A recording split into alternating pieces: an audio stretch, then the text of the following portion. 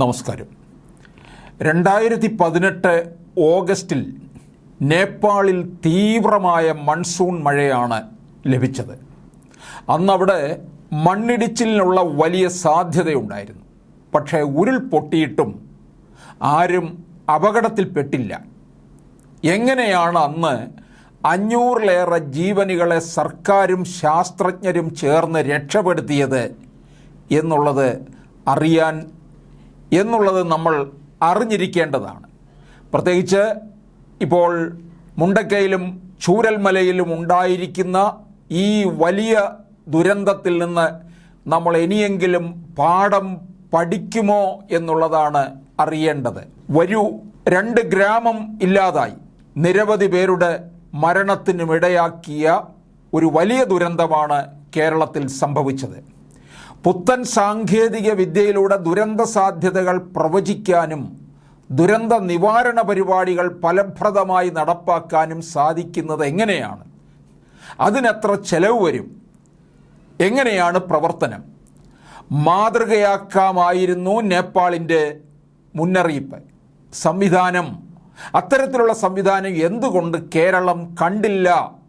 നമ്മൾ എല്ലാറ്റിനും പല കാര്യങ്ങളും പഠിക്കാനായിട്ടൊക്കെ വിദേശങ്ങളിലേക്ക് പോകാറുണ്ടല്ലോ. ഏറെ പണം മുടക്കി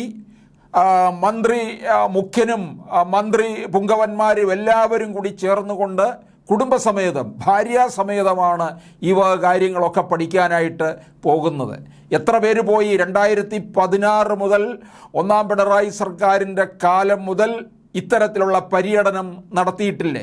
എന്തെങ്കിലും തരത്തിലുള്ള കാര്യങ്ങൾ പഠിക്കുകയോ അത് കണ്ടിട്ട് വന്നിട്ട് ഇവിടെയുള്ള തലയിൽ ആൾതാമസം ഉള്ളവരുമായിട്ട് അതൊക്കെ ചർച്ച ചെയ്ത് ഇവിടെ നടപ്പിലാക്കുകയോ ചെയ്തിട്ടുണ്ടോ? ചെറിയൊരു മുന്നറിയിപ്പ് ലഭിച്ചിരുന്നുവെങ്കിൽ വയനാട്ടിലെ ഈ ദുരന്തം സംഭവിക്കില്ലായിരുന്നു. ഇത്രയും മരണം കാണേണ്ടി വരില്ലായിരുന്നു. കോടാനുകോടി പ്രകാശവർഷം അകലെ നടക്കുന്ന സംഭവ വികാസങ്ങൾ പോലും അറിയുകയും പഠിക്കുകയും ചെയ്യുന്ന നമുക്ക് തലയ്ക്ക് മുകളിൽ നിന്നൊരു ദുരന്തം കുത്തിയൊലിച്ചു വരുന്നത് മുൻകൂട്ടി കാണാൻ സാധിക്കാതെ പോയല്ലോ. ശാസ്ത്രവും സാങ്കേതിക വിദ്യകളും ഇത്രയും പുരോഗമിച്ചിട്ടും പ്രകൃതി ദുരന്തങ്ങൾക്ക് മുന്നിൽ മനുഷ്യർ ഇന്നും നിസ്സഹായരായി നോക്കി നിൽക്കേണ്ടി വരുന്നു. എത്ര ദൗർഭാഗ്യകരമാണത്! കൃത്യസമയത്ത് മുന്നറിയിപ്പുകൾ ലഭിച്ചാൽ ഒരു പരിധി വരെ എല്ലാ പ്രകൃതി ദുരന്തങ്ങളും ഒഴിവാക്കാൻ സാധിക്കും. എന്നാൽ ശാസ്ത്ര സാങ്കേതിക ലോകം ഇത്ര വളർന്നിട്ടും പല മുന്നറിയിപ്പ് സംവിധാനങ്ങളും കേരളം ഉൾപ്പെടെയുള്ള മിക്ക സ്ഥലങ്ങളിലും ലഭ്യമല്ല എന്നതാണ് വസ്തുത. എന്നാൽ ലഭ്യമായ മുന്നറിയിപ്പ് സംവിധാനങ്ങളെ കൃത്യമായി ഉപയോഗപ്പെടുത്തിയ ഉദാഹരണങ്ങൾ നമുക്ക് മുന്നിലുണ്ട് താനും. നേപ്പാളാണ് അതിൻ്റെ ഏറ്റവും മികച്ച ഉദാഹരണം. 2018 ഓഗസ്റ്റിൽ കനത്ത മൺസൂൺ മഴ കാരണം നേപ്പാളിൽ അതിഭീകരമായ മണ്ണിടിച്ചിൽ ഭീഷണി ഉണ്ടായിരുന്നു.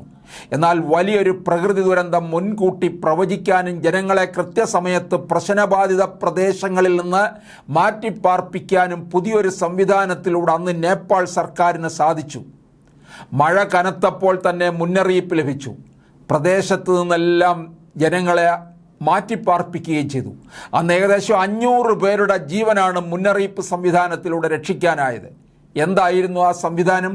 മണ്ണിടിച്ചിൽ പ്രവചിക്കുന്നത് ഏറെ സങ്കീർണമാണെങ്കിലും നിർമ്മിത ബുദ്ധിയുടെ സഹായത്തോടെ പ്രവർത്തിക്കുന്ന സംവിധാനങ്ങൾ ഒരു പരിധിവരെ ജനങ്ങളെ രക്ഷിക്കുമെന്നാണ് നേപ്പാളിൽ നിന്നുള്ള അനുഭവം നമ്മോട് പറയുന്നത്. എന്നിട്ടും കേരളം എന്താണ് അതുൾപ്പെടെയുള്ള മാർഗങ്ങൾ പരീക്ഷിക്കാതിരുന്നത്? ദുരന്തങ്ങൾ തടയാൻ ശാസ്ത്രത്തിൻ്റെ കൈപിടിക്കേണ്ട സമയം വളരെ വൈകിയിരിക്കുന്നു എന്നുള്ളതാണ്. നമ്മൾ എല്ലാത്തിലും നമ്പർ 1 എന്ന് അവകാശപ്പെടുമല്ലോ. പക്ഷേ പല കാര്യങ്ങളിലും നമ്മൾ വളരെ പിന്നിലാണ് നിൽക്കുന്നത് എന്നുള്ളത് സ്വയം തിരിച്ചറിയേണ്ടിയിരിക്കുന്നു.